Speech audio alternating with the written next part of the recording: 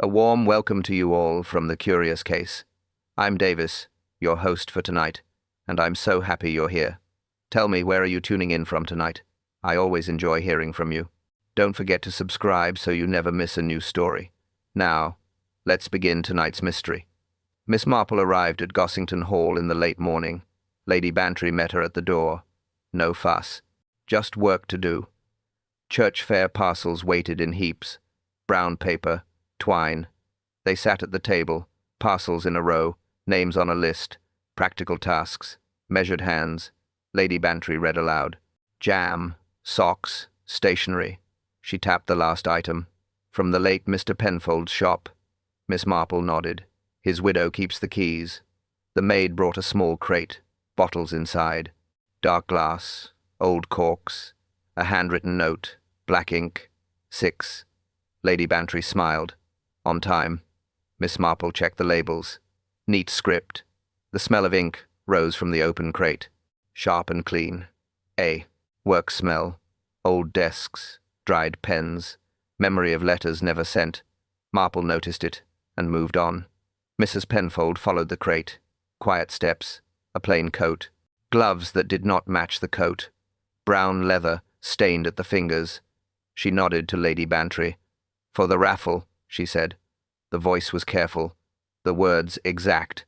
Miss Marple logged the delivery. Quantity, source, time, habit. It keeps lies from breeding later. Lady Bantry wrapped a parcel of socks. Your husband mixed a fine ink, she said. The widow paused. He did. The tone was flat. They worked on. Paper slid. Twine pulled. No chatter. Only the list. Miss Marple watched the gloves. Brown stains. Not polish. Ink hides where cloth cannot reach. She marked that, and said nothing. The maid entered. Postman's come and gone. She set 2 envelopes near the bottles. One bore a smudge. The corner was torn. Found near the vicarage path, she added. He says the wind did it. Lady. Bantry frowned. He should be careful.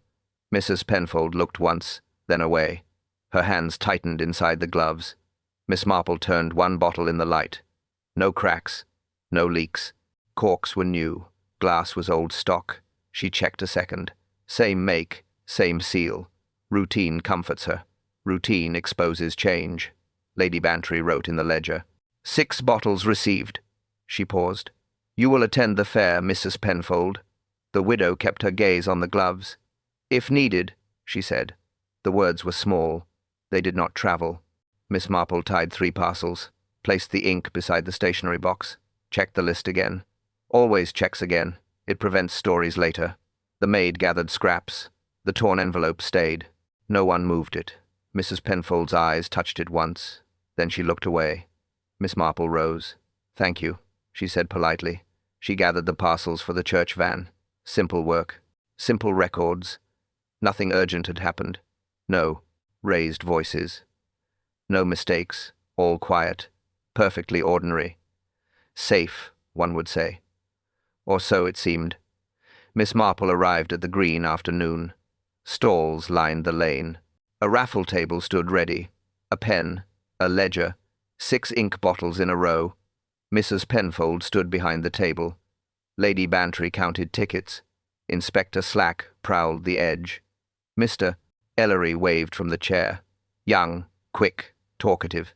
He liked an audience. The vicar announced the raffle. Short rules, clear terms. Names must be written legibly. Mr. Ellery tapped the pen. He grinned. Best handwriting in market basing, he said. The queue formed. Coins clinked. Numbers tore free. Mr. Ellery wrote the first name. Ink flowed cleanly. He wrote the second. Then the third. He kept talking. The sound was steady today. Paper sliding. Coins settling. Shoes on boards. A bell from the church. It marked the half-hour. Mr. Ellery lifted the pen. He licked the nib. A foolish habit. He did it anyway. He said it kept the lines smooth. He reached for the ledger. He paused. He frowned. He swallowed once. The pen scratched and stopped. He tried to laugh. No sound came. He coughed. A dry, scraping cough. Heads turned. Silence fell. He stood. Then he did not. The chair slid back. He bent forward instead of up. His hand struck one bottle. It tipped. It rolled. It fell. The cork slipped. The contents spread in a black arc. The stain touched the ledger's edge. There was one scream. Sharp. High. It cut the noise. Then no sound at all. Even the bell seemed to wait. Dr. Haydock came from the tea tent.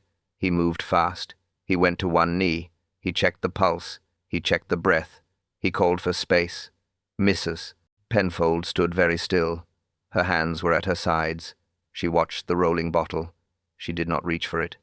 Lady Bantry held back the crowd. Inspector Slack cleared a path. Miss Marple did not rush. She never rushed. She noted motions. She noted pauses. She noted who looked away. She listened for one sound. There was only breath. Mr. Ellery's breath. It came short. It came strained. Then it did not come. Doctor. Haydock met Slack's look. He shook his head once. Slack swore softly. He signaled the constable. The raffle table became a boundary. No more tickets. Miss Marple looked at the pen. She looked at the ledger. She looked at the fallen bottle. She said nothing. Her hands stayed folded. The sound returned slowly. A chair scraped. Cloth rustled. Someone whispered. The bell marked the next minute. The fair had changed in one motion. No speeches now. No music. Only orders. Only waiting. Footsteps approached, then halted. No one wished to break the hush. The vicar whispered a prayer. It carried softly. A child began to sob. The sound stopped itself. The wind lifted a bunting strip. It fluttered and fell quiet. The bell marked another minute. No one moved. No one spoke. The hush held firm. The fair's laughter ended with a single breath. Dr. Haydock straightened from the body. His tone was quiet. Nothing more to be done. He closed his bag. Lady Bantry looked pale. Mrs. Penfold stood behind the table, motionless. The cork from the fallen bottle rested beside her shoe. No one touched it. Inspector Slack stepped forward. "Shock," he said. Heart gave out. He said it like an order, not a theory. People nodded. It felt safe to believe him. Fair crowds like simple answers. Miss Marple didn't speak. She watched faces, not words. Mrs. Penfold's hands stayed at her sides. The fingers pressed together. The gloves were still on. Ink stains darkened the seams. The fair went still. Sound had thinned. Only the breeze moved the bunting. Then the faint scratch of a pencil, Slack writing notes. He disliked mysteries. He liked lines on paper. Marple watched the pen, not the man. Dr. Haydock rose. "No signs of struggle," he said. "Most likely heart failure." He looked toward Marple. She looked back, mild as ever. "Heart?" she said softly. He nodded. "Men his age often," she interrupted gently. "How old was he?" 32. Haydock frowned. He heard his own answer. 32 didn't fit. He said nothing more. Slack tapped the bottle with his pencil. "Bit of a mess," he muttered. Marple crouched beside it. She took a handkerchief from her sleeve. She lifted the bottle. A faint trace clung to the glass. She sniffed once, then again. Sharp, metallic, bitter. Not the smell of ink. No writing desk in England smelled like that. She looked at the cork. Tiny crystals around the rim. Almost invisible. Almost. She held the bottle toward Dr. Haydock. "Unusual scent," she said. He leaned close. He sniffed, then frowned. "Almond?" "Indeed." He looked at her. Both knew what that meant. Slack noticed them whispering. He scowled. "Best not to start." "Rumors, Miss Marple." "Of course not," she said. Her tone was smooth. Her eyes were thinking. Mrs. Penfold still hadn't moved. She looked at the stain spreading on the tablecloth. Dark ink turning lighter as it dried. She whispered something. No one caught it. She pressed her gloved fingers against each other. A faint tremor ran through them. Slack folded his notebook. "Mark it death. Natural. Write it up." Dr. Haydock didn't answer. He looked once more at the bottle, then away. Miss Marple's handkerchief still covered it. Her hand rested lightly on the glass. She felt its chill through the cloth. She looked at the ledger. The last name written, E. Ellery. The pen lay across it like a cross on a grave. Marple set the bottle down. Her tone was mild. Perhaps the fair should close early. No one disagreed. The crowd thinned. The bunting sagged in the quiet air. The wind carried the faint scent of almonds. Miss Marple's eyes followed it. And Miss Marple knew. This was no accident. The crowd had gone, tents half-folded. The air carried the faint smell of damp paper and spilled ink. Miss Marple came back, quietly. She told the constable she had forgotten her knitting bag. He barely looked up. He was tired. Too many questions already asked, none answered. She moved past him. The raffle table remained. Ledger, pen, bottles. One chair overturned. The cloth had dried stiff. Ink had turned from black to brown. She studied that color. It meant time. It meant exposure. The smell was still there. Stronger now, the air was still. Almond and iron. It caught at the nose, faint but certain. She touched the blotter. It came away clean. Too clean. A table where someone had died should not smell of polish, but this one did. She pressed the edge of her glove to the cloth. No dampness, only dust. Yet the cloth looked freshly pressed. Someone had wiped it after the fall, before the doctor returned. Why? Her gaze moved to the pen. It lay neatly aligned with the ledger's edge, not dropped, placed. The nib shone as if polished. A dead man leaves no shine. She picked it up by the barrel. No tremor, no haste. The weight was right. The scent, wrong. The faint metallic bite again. She set it down, moved to the ink bottles. 5 stood. 1 was gone. Removed for evidence, Slack had said. Yet the stains remained on the wood. She leaned close. 1 small drop had escaped the cloth. It had dried near the table edge. She scraped it gently with a knitting needle. The crust flaked. Brown, hard, crystals, not ink. She looked at the finger she used, a glimmer on the nail. She smelled it. Bitter. Wrong. She replaced the cloth corner exactly as it had been. Habit. It hides curiosity. Behind her, a broom scraped the ground. The sound made her pause. Every fair ends with sweeping. No one looks at what's brushed away. She turned once more to the ledger. The last word blurred by the drying stain. Ellery. Half eaten by the ink, half preserved. She looked toward the vicarage spire. Smoke from the tea tent curled past it. The world kept moving. It always does after death. She straightened the chair, checked beneath the table. A scrap of rag. Vinegar smell. Used for wiping bottles. Someone had been careful. Too careful. She tucked the rag into her bag. No knitting inside, after all. Only space for evidence. Her eyes swept once more across the fairground. Children's footprints fading in dust. No crowd left to see. She turned toward the path home. The wind shifted. The faint almond scent followed her. She stopped. Breathed once. Twice. She had seen what she needed to see, and smelled what she shouldn't have. The next morning, Miss Marple called on Mrs. Penfold. No constable followed. No inspector waited. Just her. The widow's cottage sat behind the post lane. Curtains half drawn. Fire low. Air still. A clock ticked softly from the mantel. Mrs. Penfold opened the door herself. No surprise. No greeting. Just a nod. "May I come in?" Marple's tone was gentle. "Of course." They sat in the small front room. 1 chair creaked. 1 clock ticked. The widow folded her gloves beside a teacup. Miss Marple glanced at the table. Ink stains. Old and new. A cloth laid to hide them. Not quite enough. "You were kind to help the fair," Marple began. Mrs. Penfold nodded. "I do what I can.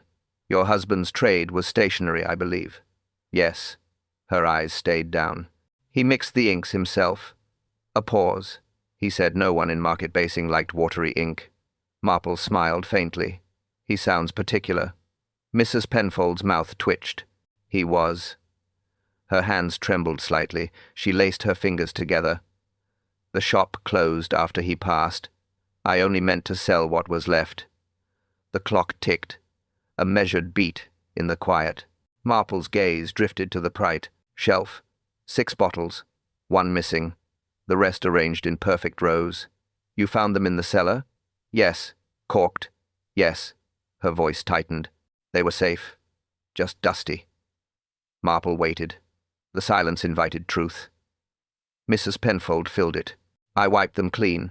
I tested one, wrote my name with it. It looked fine. Did it smell fine? Mrs. Penfold blinked. Smell? Yes. Ink tells its age by scent. A pause. Then softly. I didn't notice. Marple studied the trembling hands. Dr. Haydock says Mr. Ellery died too quickly for heart failure. Mrs. Penfold stared at the window. I heard that. Her tone was faint, almost flat. You were close to the table. I stood behind it. You touched the bottle after it fell. No, I don't think so. She rubbed her palm against her skirt.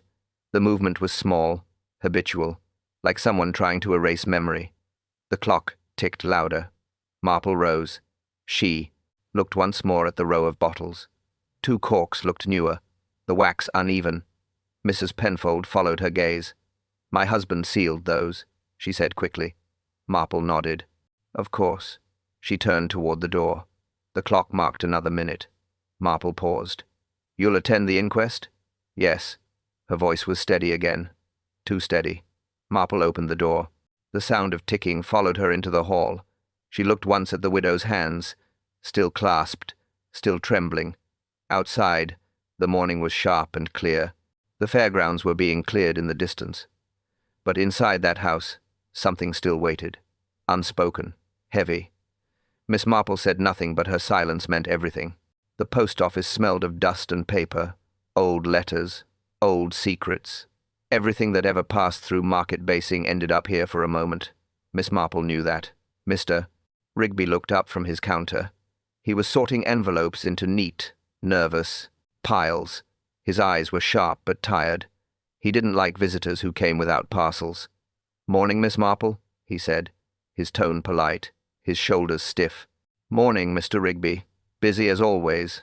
Always. She set her gloves on the counter. You heard about the accident at the fair. He nodded once.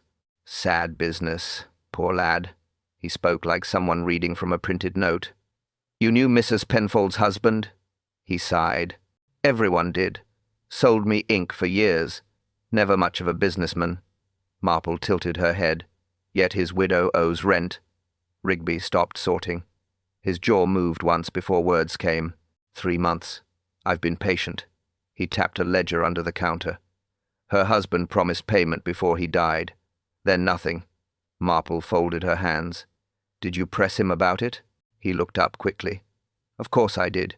You can't run a post office on sympathy. When was that? 2 days before he passed. His eyes darted away. Heart failure, they said. Indeed. Marple's tone was light.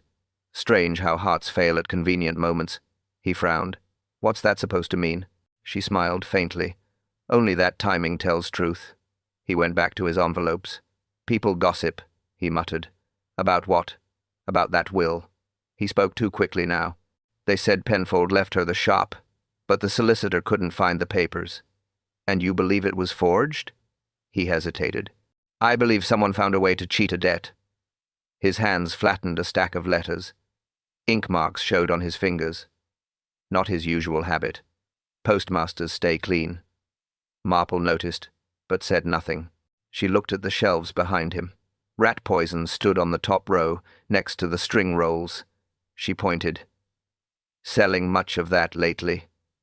He blinked. Why? Curiosity. He coughed. 1 tin last week. Widow. Penfold bought it. Said she had mice. Mice, Marple repeated softly. Indeed. She traced a finger along the counter's edge. Dust followed her touch. The smell of paper filled the pause. You were at the fair? Briefly. Dropped off a parcel. At what time? He checked the wall clock. 10:30. Marple nodded slowly. The boy died just before 11. She waited. He shifted. A letter slid from his hand. He didn't pick it up. Busy day, he said at last. Marple smiled. Busier for some than others. She gathered her gloves. The clock ticked behind her. No one moved for a moment, not even the dust. Outside, she paused by the door. Every motion inside that room had stopped. Everyone except the clock. Everyone had moved. just when no one should have. Miss Marple sat alone in the vicar's study. The fire had gone, out hours ago. Papers covered the small oak table. Her notebook lay open. She liked clean order. Logic begins where noise ends. Outside, the church clock struck 7, each note slow, measured, unforgiving. She listened, then wrote, reconstruct sequence. She started with what could not lie. Time, 10:15. Mrs. Penfold sets up her stall, witnessed by Lady Bantry and the vicar's maid. 6 bottles of ink, no crowd yet. The day calm. Nothing broken, nothing wrong. 10:30. Mr. Rigby arrives, delivers a parcel. No signature taken. He says it contained ribbons. No one else saw what was inside. He leaves toward the tea-house. No one sees him return, yet his cart is later found near the gate. 10:45. Mr. Ellery begins writing raffle names. Borrowed the bottle marked black no, 3. He joked as he wrote. Licked the nib. Habitual, foolish. Dr. Haydock later says poison acts fast. Very fast. 10:46. Collapse. Death. The clock on the green marks it. 1 minute after. The church bell. Witness accounts agree. He gasped, coughed, fell. Within seconds. Silence. Miss Marple read the line again. 2 minutes between life and death. 2 minutes for chance. Or plan. She tapped her pencil against the desk. A clock on the mantel answered with steady ticks. She liked that rhythm. Truth hides in rhythm. Mrs. Penfold could not have reached the stall after 10:30. She was seen buying bread near the fountain. 5 witnesses, reliable ones. But Rigby's time uncertain. He said he left the parcel and walked away. Yet no one saw him walk. She drew a circle around 10:32. The gap, the moment between hands. Enough for someone to lift a cork, add a grain, replace the seal. 2 minutes for a death to begin. She turned a page. The fair schedule lay beside it. The vicar's watch recorded each event, accurate to the minute. Marple compared the marks. The fair bell and Rigby's cart were both heard at 10:31. Impossible, unless his clock was wrong. She thought of his wall clock, the one behind his counter. It ran 5 minutes slow. He liked it that way. He said it made the day last longer. But that lie would now shorten his night. Marple leaned back. The ticking filled the room. Sharp. Measured. Alive. She wrote again. If Rigby's clock was slow, he left later than claimed. That meant he was still there when Ellery began writing. Still near the stall. Still close enough to hear the laughter. Close enough to know exactly when the pen touched the page. She closed her notebook. Logic had no emotion, yet it always led home. The clock ticked once more. She looked at it, small and precise. Time never lies. It only waits for us to notice. Time, she thought, betrays everyone. The afternoon faded early. Shadows crossed the green where the fair had stood. Only paper scraps remained. Miss Marple walked slowly across them. Every story leaves debris. She stopped near the lemonade cart. A boy was packing. Crates. Small, freckled, barely 12. He worked with the serious patience of someone twice his age. She smiled. Busy day yesterday, wasn't it? He looked up. Very, ma'am. His hands didn't stop moving. Coins clinked in the box beside him. You were near the raffle table? Yes, ma'am. My stall was next to the ribbons. He wiped his nose with his sleeve. I saw everything. She liked that confidence. Children always believed they saw everything. They often saw more. You saw Mrs. Penfold? He nodded. She came early, before the bell. Did she stay all the time? He thought. Mostly. A pause. Except once. Once. She went off toward the lane. 5, maybe 10 minutes. Left her stall to the maid. Did you see her meet anyone? He hesitated. I'm not sure if I should say. Marple leaned forward a little. You should. Her tone was kind, not sharp. The boy whispered. She met Mr. Rigby behind the bunting poles. Marple's hands stayed still. Did they speak? Yes. He frowned. She gave him something. What sort of something? He bit his lip. Wrapped. In paper. Small. He shaped it with his fingers. Like this. A letter? He shook his head. No, ma'am. He put it in his pocket, not his bag. Could you tell what was inside? No. But he said something. He said, "You'll get what's owed." Marple's brows lifted. Those were his words? Yes, ma'am. I remember because she didn't answer. The sound of bells carried from the church. Slow, distant. Evening service soon. What did she do after that? Came back to her stall, smiling. Did she touch the bottles again? Yes, she wiped them, then put the rag in her bag. Marple nodded once. You did well to remember. The boy looked uncertain. Will she be in trouble? Marple paused.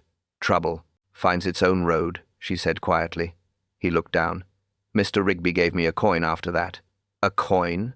Yes, said for helping carry his box. But I never did. Did you keep it? He fished in his pocket. A dull copper coin lay in his palm, sticky with something dark. Marple took her handkerchief and lifted it, smelled faintly of vinegar. She folded it carefully. Best you forget who gave it. He nodded. Will you tell the police? In time, she said. The church bell finished its toll. She turned toward the vicarage path. The air had cooled. Voices from the tea tent echoed faintly. A boy's memory was rarely perfect, but his innocence was. He had no reason to twist what he'd seen, only reason to tell it straight. And that, Miss Marple knew, changed everything. The vicar had returned the fair items to the church hall. He said they cluttered his study. Miss Marple offered to sort them. He was relieved. No one else wanted to touch what had been near a corpse.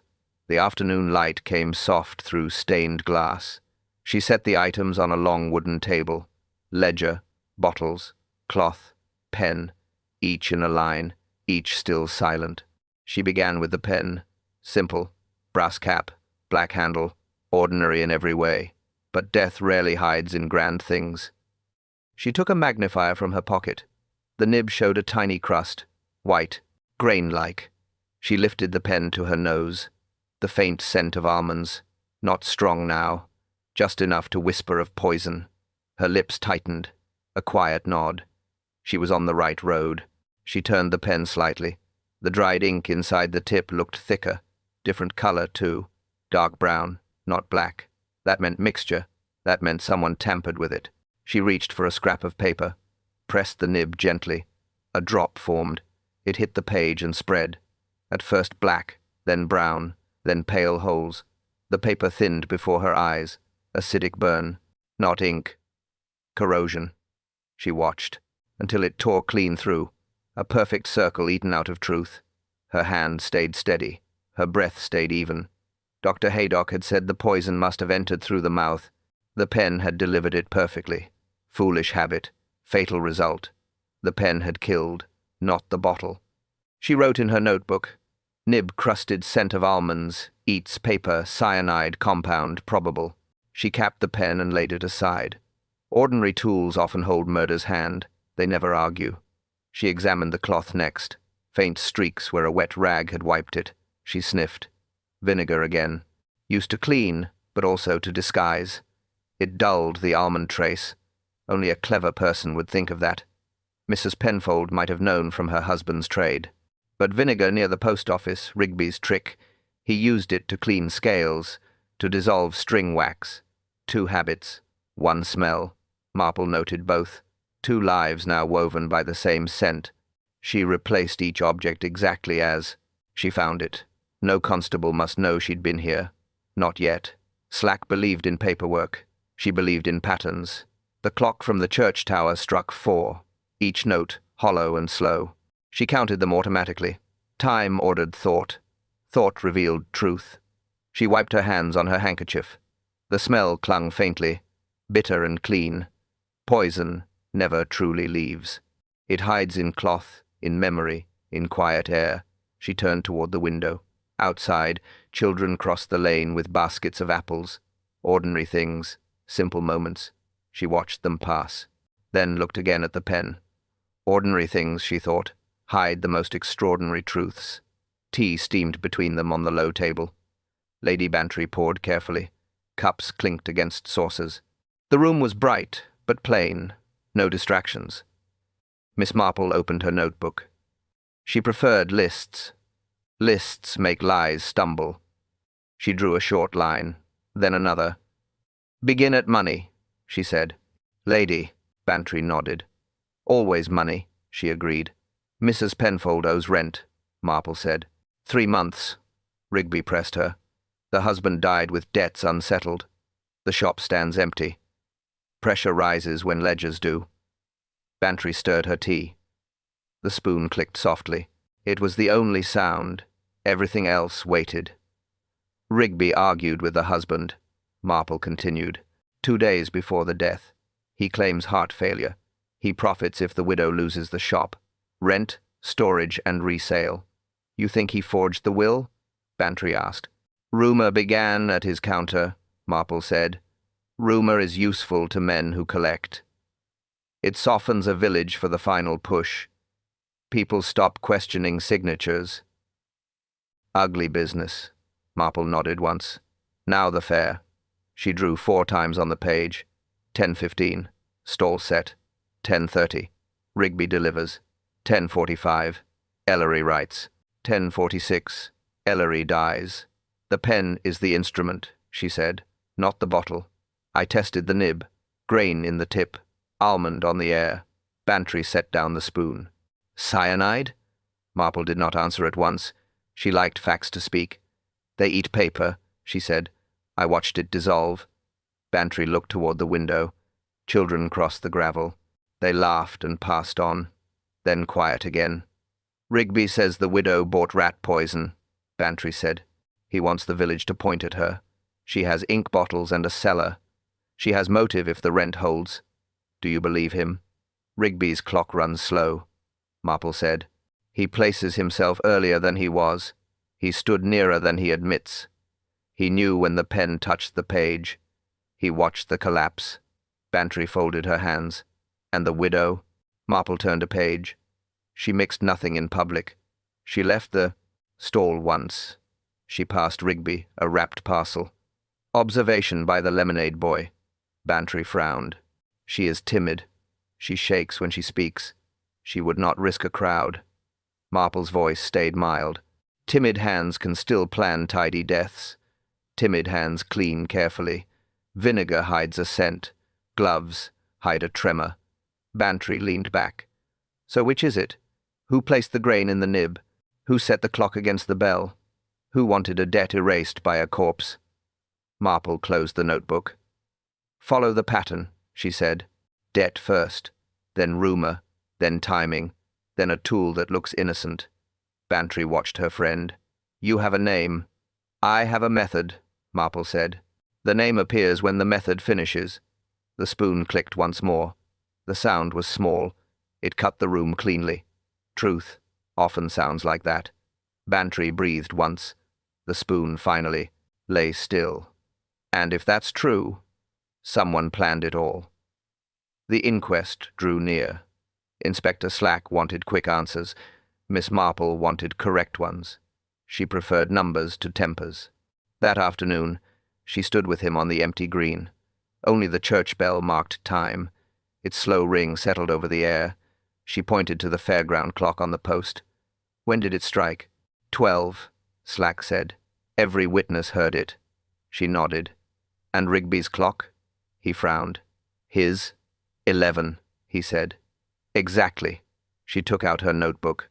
Her lists were already neat. She liked to read them aloud. It made falsehood stumble. Mrs. Penfold sets up her stall at 10:15. He nodded. Rigby arrives at 10:30.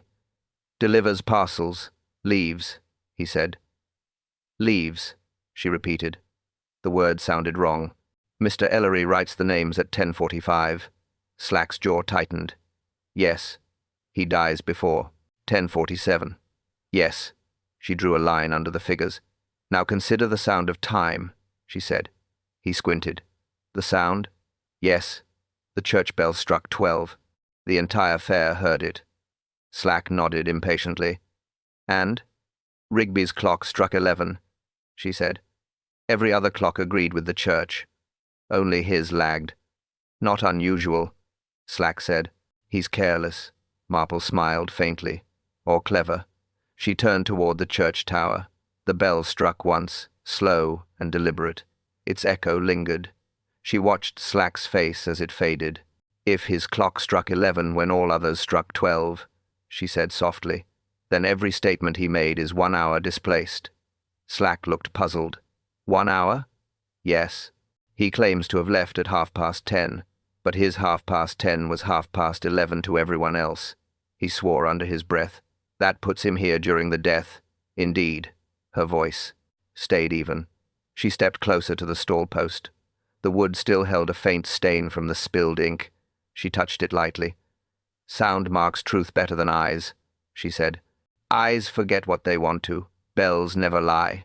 Slack scribbled notes furiously. Marple continued. The boy saw Mrs. Penfold hand him something wrapped. She returned before the bell. He stayed after it. He heard the clock strike 11, not 12. Slack looked up. "You think he poisoned the pen?" "I think he had motive, material, and time." Her gaze stayed steady. But most of all, time. She looked toward the lane where the post office stood. Quiet now, closed for the evening, but she could almost hear the slow tick of his wall clock, the lie that betrayed him. Slack shut his notebook. "Enough to charge?" Marple shook her head. "Enough to wait." The bell began again. Its 12th stroke rolled across the green. Each note final, measured, exact. It ended in silence that felt heavier than speech. Marple looked at the empty fairground.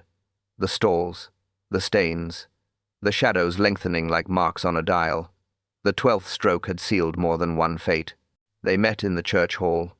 Plain walls, long tables, low light. Every sound carried. Footsteps turned to echoes. Miss Marple stood by the ledger. The constable waited near the door. Lady Bantry sat beside a heater. Mrs. Penfold folded her hands. Mr. Rigby chose to stand. Marple spoke gently.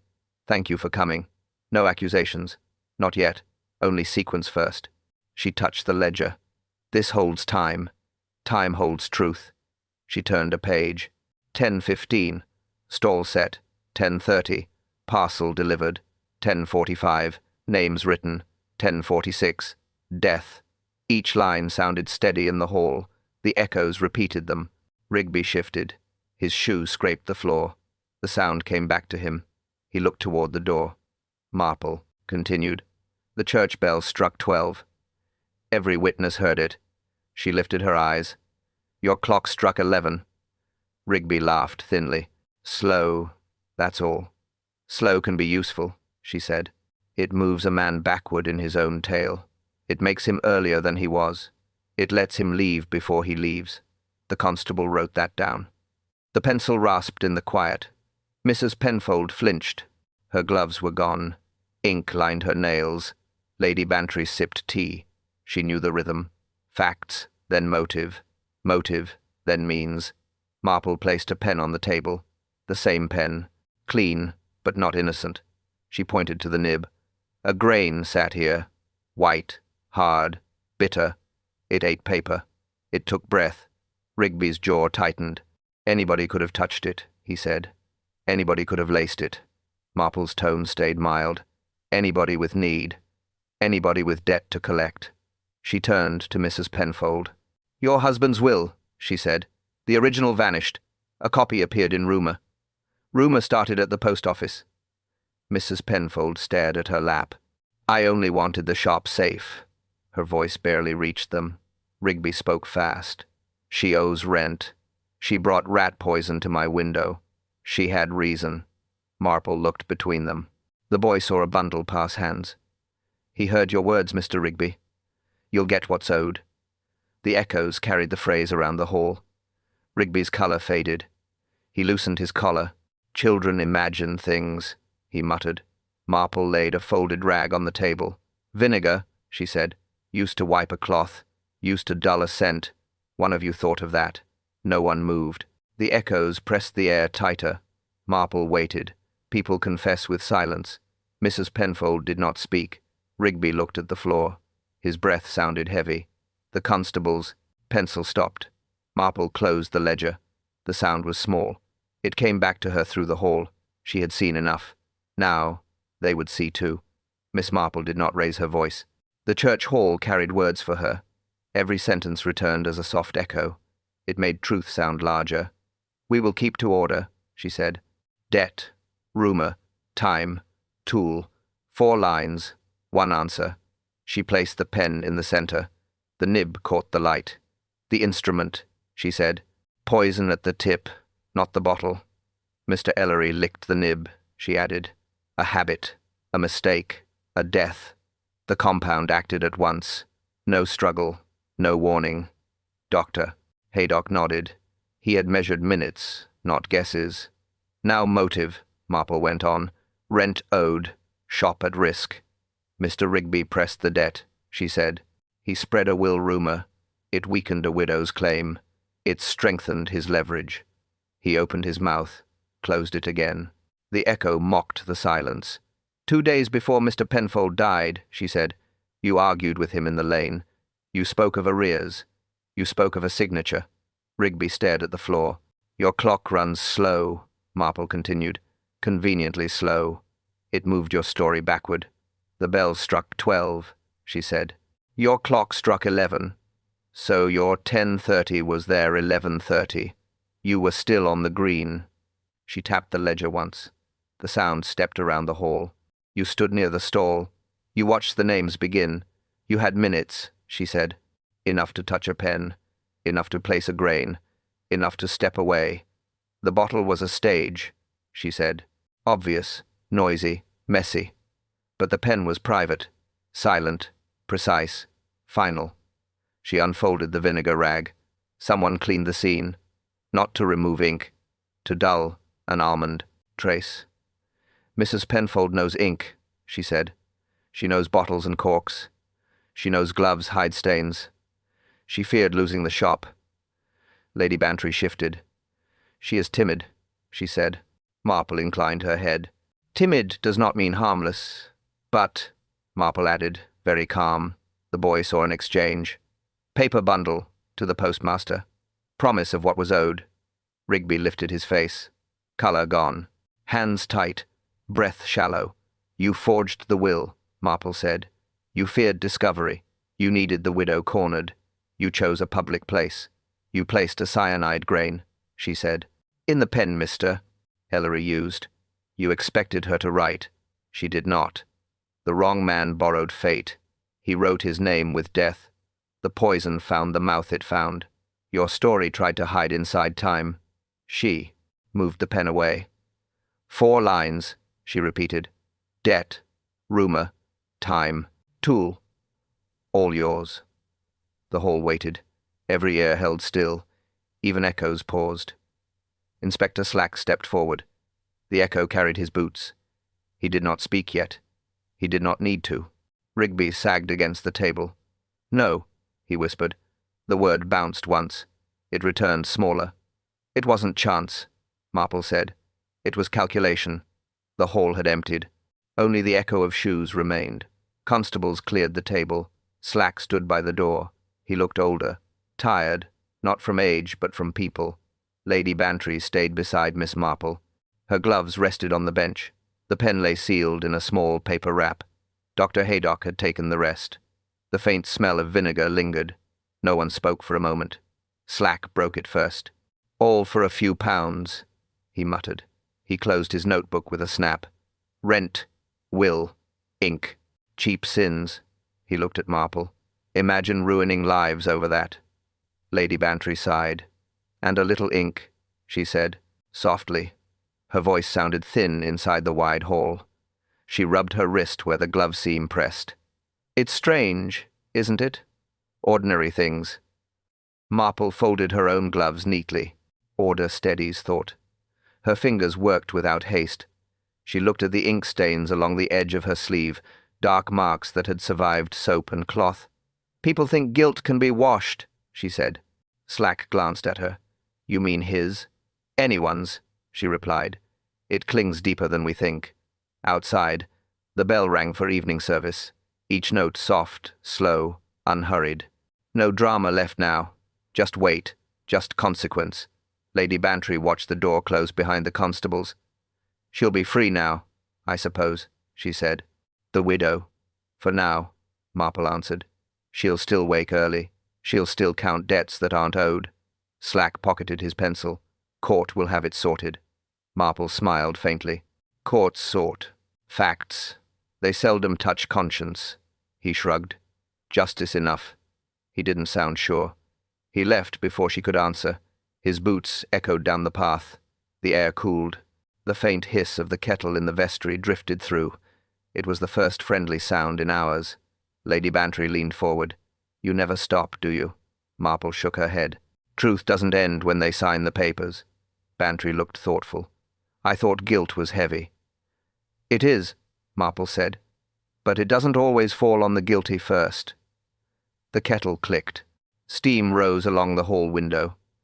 For a moment, it looked like ink spreading again, grey, shapeless, unstoppable. Marple stood, gathered her bag, folded her gloves once more, everything tidy, everything precise. She looked toward the altar, where the light fell through coloured glass. Red and gold mixed across the stone, beautiful, clean, unstained. Lady Bantry followed her gaze. You're thinking something, she said. Marple smiled faintly. Only that some stains never fade, no matter how small the bottle. She stepped toward the door. The bell stopped ringing. Silence followed, sharp and complete. Guilt, she said softly, always stains deeper than ink. Evening settled over the lane. Miss Marple let herself in. The cottage waited, quiet and small. She hung her coat. She set her bag down. The kettle went on. The switch clicked. A low hum began. She liked that sound. Steady, predictable. Sound of thought beginning. Her table was neat. An envelope. A single sheet of paper. A bottle of old ink. Her own, not the one from the fair. She straightened it all. Order steadies the mind. The hum deepened. She took 2 cups from the shelf. She set them side by side, one for herself, one cooling for those gone. It had become a quiet ritual, a balance between reason and memory. She placed the tea leaves in the pot, measured, precise. She never guessed amounts. Guessing led to error, and error led to grief. The kettle clicked again. Steam rose softly. No whistle, only the hush of readiness. She poured. The cups filled evenly. She watched the ripples calm. She let 1 cup stand untouched, for names that no longer answered letters, for faces she once knew only through crime. She sat near the lamp. Its circle of light was small, enough for her page. She began to write. Short sentences. No adjectives. No drama. Only what happened. Ellery. Penfold. Rigby. Times. Tools. Mistakes. She ended the report with the line that explained everything. The 12th stroke had sealed more than one fate. She folded the letter, sealed it, set it beside the teacup, then leaned back. The hum faded into silence. The house felt whole again. Her eyes moved to the cooling 2nd cup. A wisp of steam lingered. Gone, then back again. She lifted her own cup slowly. The heat touched her hands. Truth never cooled. Easily. She smiled faintly, her voice low, almost to herself. Truth, she murmured, cools slower than tea. The fire crackled softly. Davis's voice returned, warm, measured. The tone of endings and quiet puzzles solved. Well, he said, another kettle has cooled. He let the pause breathe. Could you have guessed before Miss Marple did? He smiled in the sound of it. Was it the ink, the glove, or the clock? The question lingered like steam over a cup. He leaned closer to the mic. Tell us below.